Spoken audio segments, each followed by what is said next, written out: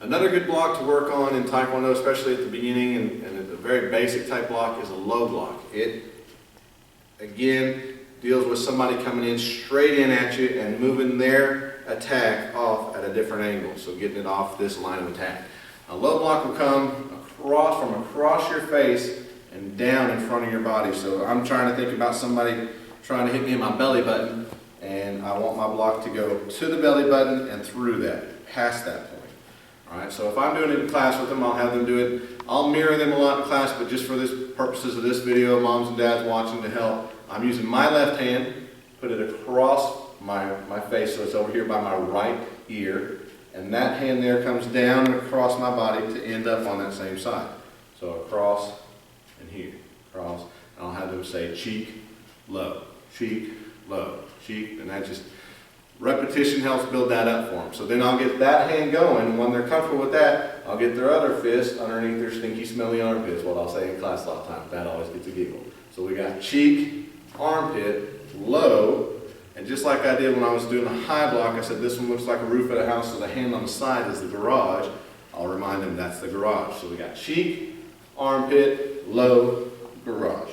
Cheek, armpit, low, garage. I'll start speeding that up with them in class, making them say the words with me as they're doing it. Then we'll do both hands same time, this one and this one crossing their arms, so that becomes, then I say cross, and then both hands going out at the same time, and I'll make them say low. We'll get to yell for fun. So we'll go cross, ayah, cross, ayah. And it's the same thing even if you're doing it on the other side. So the other hand goes across your face to the cheek, low, cheek, low, cheek, low. Cheek, armpit, low, garage.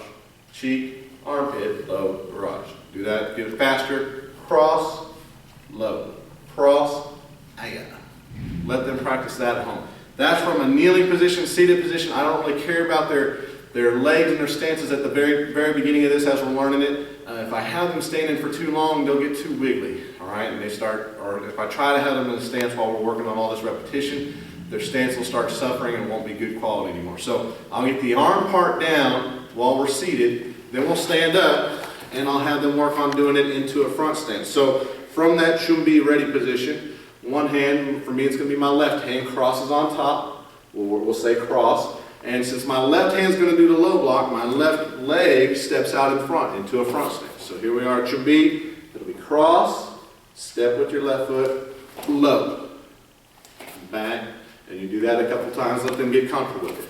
Then switch hands, let them try it with their right hand on top, cross, that means my right hand's going to block, so my right foot needs to step out, low, cross, low.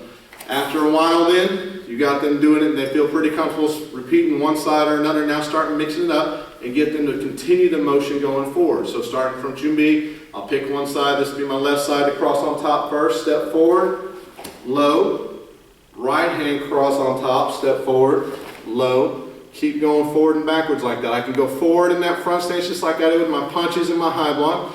Same thing, I can go backwards, step backwards, but keep my belly and all my face and everything pointed to the front. So here now I'm going to step back, and the next foot that's going to end up in front is my left. So the left hand crosses on top, cross, low. If I wanted to do it one more time, right hand crosses on top, cross, low. Landing in a good front stance each time. You may not have a lot of room for them to practice back and forth, so that's fine. Just have them practicing the hand motions from a seated position is great. They can do that while they're watching a commercial break or something, you know, on TV. You can have them stand up. You've got enough room for them to step one time forward and back between you and the TV or whatever room they got at home.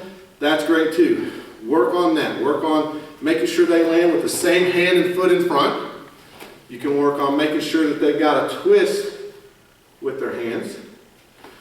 If they're getting a little bit more advanced with it and you got them thinking that those levels pretty simple, then the hand and feet need to land same time. So I'm going to hear it cross. I don't want step low or vice versa.